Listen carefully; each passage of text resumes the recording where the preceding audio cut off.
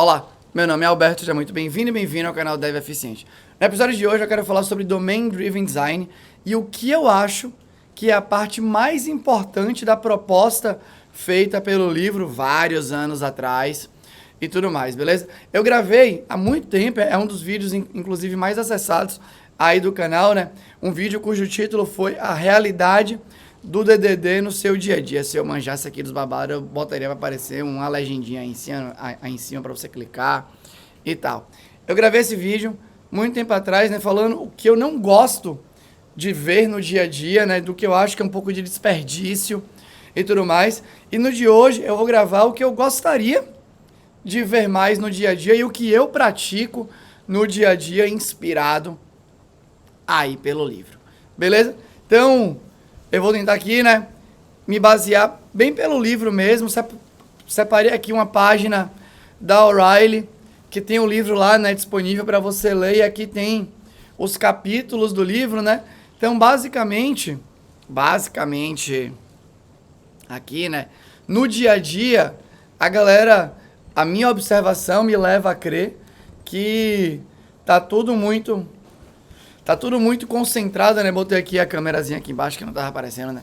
Tá tudo muito concentrado na parte 2 e 3, né? Que é o que a galera chama aí da parte mais tática do DDD, que é onde você vai ver sobre agregados, entidades, objetos de valor, especificações, refatorações para te levar para esse caminho, services, e aí você tem serviços de domínio, de aplicação, tudo mais. Vai ter uma parte mais, vai falar ali, né, da estrutura de camadas e tal, vai te falar da direção da chamada das camadas, né, de cima para baixo e tal. Apesar de ter coisa interessante ali, né, que não necessariamente você precisa chamar da camada, você está na camada mais exposta, né, você pode atravessar direto para a camada mais interna e tal. Tem coisa interessante e é onde a galera mais fica, mas eu não acho que é a parte mais importante.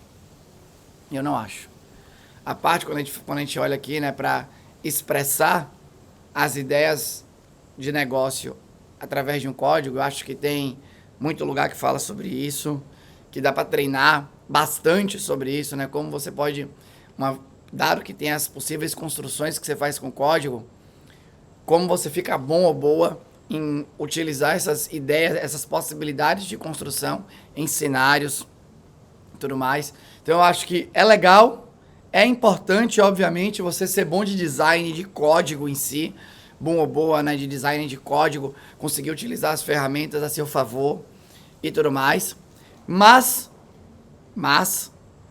o que eu acho mais importante é para você conseguir utilizar todo esse domínio que você vai construindo, o que eu acho mais importante é você ser capaz de entender o contexto que você está inserido ou inserida, saber no máximo de detalhe os direcionamentos ali de negócio, os desejos, tentar conectar com as visões que as pessoas têm de futuro daquele produto, para aí sim você tirar mais proveito da sua capacidade técnica, de hard skill mesmo ali, né, que a galera chama, de utilizar, né, as construções da linguagem de programação, dos frameworks que você decide utilizar e por aí vai. E aí essa parte, né, tem essa parte aqui, essa última parte que é chamada aqui pelo livro, né, de design estratégico, mas tem a primeira parte que é colocando, né, esse modelo de domínio para trabalhar a seu favor, beleza? Que é formado aqui por 3 capítulos. Então eu acho que a parte mais importante são essas 3 aqui, primeiro, segundo e terceiro capítulo, e aqui, né, o 14º, 15º, 16º, 17º. Por quê? Nos primeiros 3 capítulos do livro, ele tenta passar a ideia, Eric Evans, né, que é o autor do livro, tenta passar a ideia, e assim, né, esse é um livro, quem gosta muito dele é Anish, né, que é meu sócio aqui no Dev Eficiente, né, nós trabalhamos juntos e tal, ele é apaixonado por esse livro, e ele fala que é um livro atemporal, muito bem escrito e tal, e é mesmo, beleza? Os 3 primeiros capítulos é ele colocando para você a importância de você entender o máximo que você pode sobre o domínio geral que você está inserida ou inserida, né? O que isso quer dizer na prática. Então, eu, por exemplo, eu trabalho num produto que é uma plataforma de treinamento, que ela é fortemente inspirada pela parte, né, da psicologia da cognição ali, de como a gente pode estudar melhor, quais são, o que é estudado no planeta, né, que gera mais resultado e tal. Tem um design instrucional que chama 4CID, que é um design instrucional que eu particularmente acho muito interessante, que eu vejo que se aproxima muito do esporte e tal, que a gente utiliza ele como base para a construção dos treinamentos e, obviamente, que a plataforma suporta esse design instrucional e tal. Então, você vai chegar nesse produto, para mim, obviamente, né? De novo, eu não vou dizer que é mais importante, que você pode manjar muito do negócio, mas se você não souber as técnicas de código, você talvez tenha dificuldade em traduzir aquilo para o código. Mas, de novo, é tão importante, ou talvez um pouco mais importante, talvez aqui na minha cabeça eu ainda preciso olhar para mais variáveis para falar com mais certeza ali. Então, aqui no vídeo eu vou dizer que é tão importante quanto, porque acho que aí já dá uma dimensão de como eu considero importante. Uma pessoa chegou nova na equipe, ela precisa se dedicar a sacar de educação, dos nossos motivadores, do que tem na ciência. Ela vai ficar tão boa quanto uma pessoa que dedicou muitos anos da vida para estudar isso, como eu, como outras pessoas ali da equipe? Talvez, né? Se ela se dedicar também e tudo mais. Mas e no curto prazo, como é que fica? Pô, no curto prazo, você tem que se esforçar ao máximo para conseguir entender o máximo que você pode.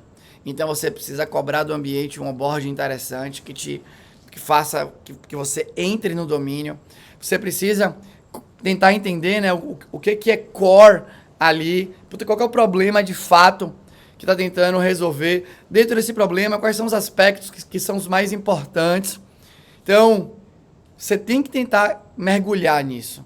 Você precisa ser excelente no domínio. Não tem essa de analista de negócio, de pessoa de negócio e pessoa de engenharia. Esse, para mim, é o princípio do fim. Quando você pensa desse jeito, um produto. Não, vai ter gente que é especialista em negócio, vai ter gente que é especialista em engenharia. É o caso clássico aí, né, quando você pensa pelo olhar de engenharia de software, de você separar estado de comportamento. Tem gente que detém o domínio, detém o conhecimento, o estado, e tem gente que sabe pegar esse conhecimento e traduzir em software ali, né? Então, que vai fazer o comportamento. A falta de coesão tende a minar um produto pouco a pouco. Coesão em qualquer aspecto aí, né? Coesão dentro do código, coesão desse conhecimento, na minha opinião, obviamente, né? Coesão no conhecimento do domínio para você traduzir. Então, você tem que estar traduzindo o tempo inteiro. Tem essas pontes quando você tem essa quebra aí, né? Então, você vai trabalhar numa empresa, eu vou pegar no Brasil, né, que tem bastante fintech, aí que são essas startups do mundo financeiro, ou você vai trabalhar num banco, caramba, óbvio, né? Quando você pensa em fintech, bancos, são múltiplos negócios ali dentro, e não necessariamente você precisa saber de todos os negócios, nem vai dar para saber, né, provavelmente, para você fazer o seu ali. Mas no contexto que você se inseriu, faz um favor, vai lá e se dedica para sacar daquele mundo financeiro. Puta, é uma diferença competitiva absurda para você e absurda para a qualidade do software que você vai escrever. Faz muita diferença, na minha opinião. Porque, de novo, né, como que você vai ter a capacidade de fazer o melhor código possível se você nem entende do bagulho que você está vivendo? Gasta tempo nisso, primeira coisa, né? Então, esses três primeiros capítulos, eu acho que ele bota a ênfase necessária nisso para te dizer que as suas chances de ter sucesso produzindo código em um domínio que você não entende baixam bastante. Eu concordo demais com isso e tento praticar isso bastante no meu dia a dia, né? E ainda tem uma outra coisa, né? Quando a gente pensa em envelhecimento de software, já gravei um vídeo sobre isso, né? Que seu software vai envelhecer. Por melhor que você seja, a tendência é essa, aí, esse aqui para mim é um passo muito importante, né? Ter sempre pessoas que entendem do domínio faz ele envelhecer de maneira mais lenta, né? Tem uma saúde mais interessante, um envelhecimento mais saudável e tudo mais. Então, eu acho, puta, super importante. Super importante. E pra mim chega até a ser estranho falarem menos disso, falarem mais, né, de agregado, de não sei o que e tal, do que disso. Beleza? Óbvio, né? Talvez falem mais, quando eu falo falei mais não é de maneira pejorativa, mas é minha observação. Talvez fale mais porque, pô, você saber o que é um agregado, um objeto de valor, uma entidade, uma especificação, saber o que é um serviço de X, Y, Z e por aí vai, realmente é um conhecimento transversal que você leva para sua vida, né? Você pode usar essas técnicas para vários domínios diferentes. Mas você precisa ficar boa ou bom de sacar o domínio que você vai querer utilizar essas técnicas. Senão você diminui o seu impacto naquele contexto e você faz coisas que são piores do que você poderia fazer. Vai trabalhar numa health tech, né, que são essas empresas de saúde, pô, tem que sacar como funciona o babado. Tem que ir lá, tem que estudar, se dedicar, gastar tempo na parada, vai na fintech, a mesma coisa, vai pra edtechs e tal, tem que sacar. Vai ser um diferencial bom, animal pro software e super importante, na minha opinião, obviamente, pra sua carreira. Aí você pula tudo aqui e vem para essa parte 4 aqui, né, de design estratégico. Então aqui, né, manter a integridade no modelo, destilar esse modelo, né, estruturas de larga escala para você conseguir pegar o que você tá, essa integridade, essa destilação e fazer em softwares que são gigantes e tudo mais. E aí no final, né, que ele tenta conectar ali meio que tudo. Esse daqui é um desafio que vai além, obviamente, do entendimento de domínio, beleza? E que esse aqui acho que é bem mais difícil, inclusive, do que você sacar do negócio, né? De novo, fala com coesão. Então, o que ele fala aqui que eu acho importante? Primeira coisa que ele fala assim primeira coisa, né? Não está em ordem cronológica aqui, então eu vou lembrando, vou falando as coisas que eu acho que são importantes. Como fazer para que esse conhecimento de domínio navegue pela estrutura das equipes que vão trabalhar em cima daquilo, né? Então esse é um desafio gigante quando a gente pensa em softwares equipes que vão crescendo, software que vai crescendo. A evolução do software vai deixando ele, obviamente, mais complexo e tal. Então acho que isso aqui tem que ter cuidado o tempo inteiro, né? Ele pega muito nisso, né? Que você tem que ter uma comunicação muito, muito, muito eficiente. A minha interpretação disso, né? E é como eu tento fazer e tô longe, inclusive, eu acho, de conseguir ainda aplicar isso, implementar isso do jeito que eu acho que é o melhor, né? Mas você precisa ser intenso, a sua equipe precisa ser intensa em comunicar de maneira frequente e tal. Então, ele fala muito aqui, né? Quando você pega no capítulo 14, especificamente, é onde entra muito o lance de contextos delimitados. Aí você tem os contextos que são os principais. Dentro desse contexto ali, né? Você tem a parte core do domínio, você tem os subdomínios, que de vez em quando são subdomínios que podem ser reaproveitados. Ali, né, tendem a ser mais genéricos. Ele fala sobre isso, né? Pô, os seus subdomínios podem ser mais genéricos e tal. Provavelmente vão ser. Eles podem ser compartilhados entre contextos e tudo mais. Só que dentro de cada contexto tem a parte que é core. Só que quando você tem num contexto, né, você está no equipe, você pode ir para outros contextos. Tem que se conversar. E aí fala, né, desses mapas de contextos, da galera que vai fazer tradução, quando você pega legado e vai para um lado e vai para o outro, como é que atua nas bordas e tal. E de novo, né, você tem as técnicas, mas o que para mim é muito importante ali, como você vai fazer para pegar esse conhecimento que reside nos contextos e, de fato, através de peças de documentação, né, de combinações aí de documentações, beleza? Como você vai fazer para que isso navegue dentro das equipes? É um desafio gigante, na minha opinião, né? Então, como você vai, quais são os processos que você vai criar, né? Com qual frequência você vai comunicar isso? Como que você pode cobrar isso, né? Então, na minha cabeça hoje em dia, Isso tem que ser uma coisa tratada como cidadão de primeiro nível dentro de uma equipe, né? Essa informação do conhecimento do produto tem que navegar. Porque quando você cruza, né, com as dores de crescimento de um produto, né, quando você cruza com as dores de crescimento de software, ainda mais nos cenários de produtos corporativos, né? Tanto faz se a empresa é uma empresa supostamente mais antiga, independente do modelo aí da empresa, né, mais tradicional, mais startupeira, sei lá se a palavra tradicional é a melhor, né, para deixar claro também. E tal, você vai acabar tendo isso, né? Pessoas vão chegar, vão embora, e você começa a ter cada vez mais distância de quem idealizou, de quem está mantendo e tal. Então é o que Parnas lá na literatura dele chama, né, de ignorant surgery. Pô, você vai começar a mexer numa coisa que você não faz a mínima ideia. Ele já falava que ele botava muita fé em documentação como sendo a peça principal quando você pensa em manutenibilidade de software a médio e longo prazo, né, para você reter esse conhecimento. De novo, né, sem documento não teria história no planeta. Ali, né, se a galera não tivesse documentado de N maneiras diferentes, eu acho que isso é inspiração para o software. E ele fala muito disso, né?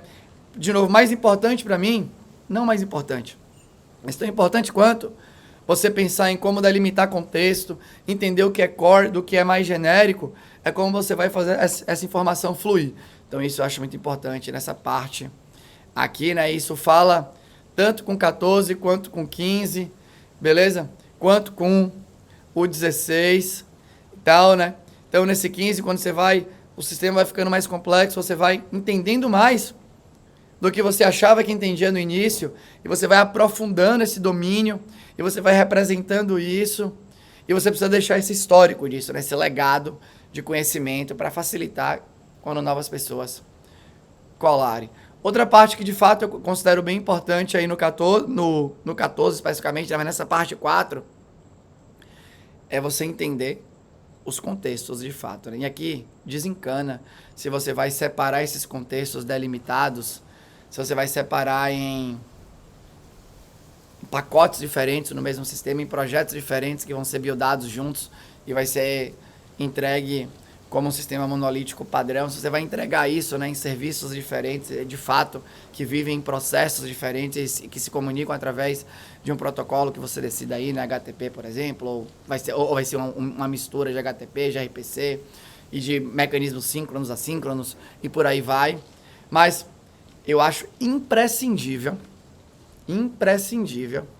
você ter uma análise constante para você ir construindo as medidas que devem ser vistas para que seja avaliado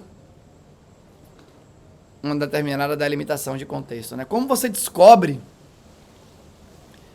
qual é o seu contexto delimitado? Tem essas técnicas que eu não manjo das técnicas de event storming e de domain, qualquer coisa storm e de coisa e como você vai fazer isso. Para esse lado eu não fui, mas o lado padrão, né, que independente do para que lado você vá, se você não tiver um jeito de guiar as pessoas, as equipes, para entenderem até onde vai o contexto, naturalmente seu contexto vai começar a agrupar mais coisas do que deveria, e aí você vai começar a ter esses sistemas que vão começar a flertar com esses superacoplamentos aí, né, entre módulos, independente de como esses módulos estão distribuídos aí nos computadores, né? De novo, se estão entre vários processos diferentes, se estão dentro do mesmo processo. A implementação aqui para mim é menos importante.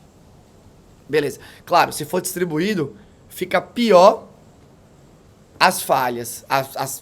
O reflexo das falhas, na minha opinião, fica potencializado ali, né? Mas você tem uma medida. Então, por exemplo, no produto que eu trabalho, qual que é a nossa análise constante ali? Esse código que eu estou fazendo, e ainda, obviamente, tem que melhorar, né? Esse código que eu estou fazendo tem a ver com o motivo original da criação desse serviço? Essa é a pergunta que a gente se faz constantemente. Se não tem, a gente, em geral, para refletir mais, para saber como que a gente vai endereçar aquilo. Outra coisa que acontece fortemente, né, no produto que eu trabalho, fica cada vez mais nítido ali, né? A gente tem a ideia do que a gente quer fazer de plataformas de educação. Então tem coisas que de fato são core. Então, por exemplo, como você treina, é uma coisa que pra gente é core ali, né? Então são esses contextos que de fato falam com o coração da parada que a gente quer fazer.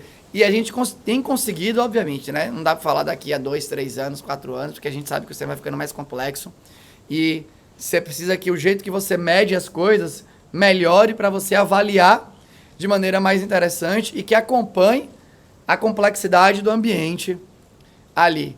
Mas a gente tem tido sucesso em refletir bastante quando a gente vai adicionar características nos sistemas, principalmente nos que já existem, para a gente entender, pô, será que isso daqui... Até falei um palavrão, né?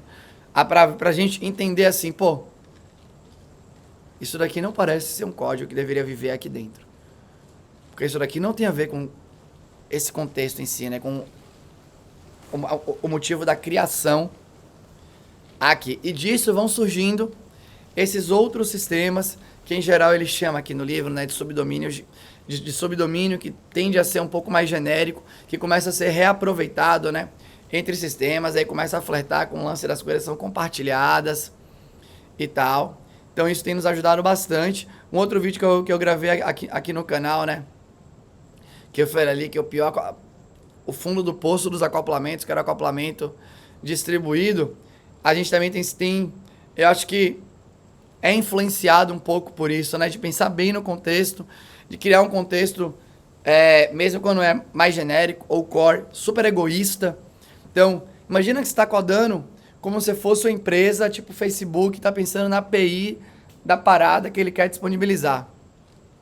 Ele não fica perguntando para todo mundo que vai consumir como que ele vai fazer o bagulho. Ele vai fazer pensando no domínio dele, das operações que ele quer expor ali na borda e tá. Então, acho que tudo isso a gente sofre influência quando a gente fala aí, né, de design estratégico. Então, essa parte final e a parte inicial, para mim, são muito importantes. Muito. Entender o domínio e criar mecanismos cada vez mais interessantes de cortar contexto, de sacar o que é core, de sacar o que é de suporte, de entender como eles vão se comunicar, de você pensar em como você vai documentar isso de maneira interessante, tratar isso com a importância devida, beleza? E só para deixar claro, né, para não parecer que eu estou contando uma coisa aqui, que é só flores. Documentação é o calcanhar de Aquiles do nosso produto. Acho que é a única coisa que eu posso dizer atualmente que eu sinto que a gente tem dívida técnica, que eu odeio. Eu odeio. Eu gravei um vídeo falando aqui, né, pensando em código, que a melhor refatoração é aquela que você nunca vai fazer, no sentido de você refatorar porque você não fez da maneira que você deveria, deliberadamente, ali da primeira vez, né? Que não tem nada a ver com você evoluir o software, porque a coisa foi evoluindo e você tem agora que reorganizar o seu código para acompanhar um novo momento que você não anteviu ali, né? São coisas completamente diferentes. Mas documentação é o calcanhar de Aquiles. É difícil, a gente já sabe disso, né? Mas mesmo com toda a intenção de manter pace, de manter ritmo, a gente está desatualizado e a gente criou um mecanismo para manter lembranças do que a gente está desatualizado, mas isso não tira o fato, a gente está ruim em fazer isso, né? Então a gente tem que ser uma versão melhor. Eu espero que daqui a um tempo falar sobre isso aqui no canal com memórias mais felizes do que essa. Mas eu sinto que pelas outras coisas nós estamos muito bem. E quando eu olho para o livro, né, de novo, é um livro que eu acho muito bom, um livro diferente dos livros que a gente tem, na minha opinião, né, hoje em dia, quando a gente olha para esses livros de engenharia de software hoje em dia, né, que são super opinionados, falando, parecendo que eles acharam um jeito certo de escrever software. Esse não, eu gosto disso do livro, além do Domain Driven Design, né, um livro que ele tem a opinião dele, mas o tempo inteiro ele entende que software é um bicho muito difícil de você tratar, que eles são caminhos que ele entende que naquele momento da vida dele eram interessantes, vários dos caminhos continuam, obviamente, muito interessantes, mas também a gente tem que levar em consideração que o livro tem, sei lá, 15, 20 anos que foi escrito. Então, só para dar um exemplo, né, naquela época, XML era o modo padrão da gente passar dados de um lado para o outro, por mais que ainda possa ser utilizado hoje em dia, então outras coisas ali, né, tal. Mas as ideias do livro, a mim, permanecem vivas até hoje, e a parte que eu acho mais importante são essas, né? Início e fim, porque é o que você vai usar. Se você não tiver bom nisso, por melhor que você saiba programar, eu acho que você não vai conseguir tirar o máximo de proveito das suas técnicas. Beleza? Então, acho que era isso que eu queria falar hoje, né? Falar um pouco sobre o livro. Eu tô relendo ele ali, né, ainda de uma maneira mais interessante do que eu já li de maneira picada durante os vários anos da minha vida, relendo no sentido de anotar bastante coisa, né, de comparar de novo com o que eu venho fazendo, e eu confesso que estou ficando muito feliz com o resultado e tal, e eu queria trazer aqui para compartilhar, enfim, né, para ver o que você acha também. Mas basicamente é isso. Se você gostou, deixa um comentário aqui. Se você não gostou ou tem um comentário construtivo, deixa aqui também. Eu vou ter o maior prazer em responder para você. Era isso.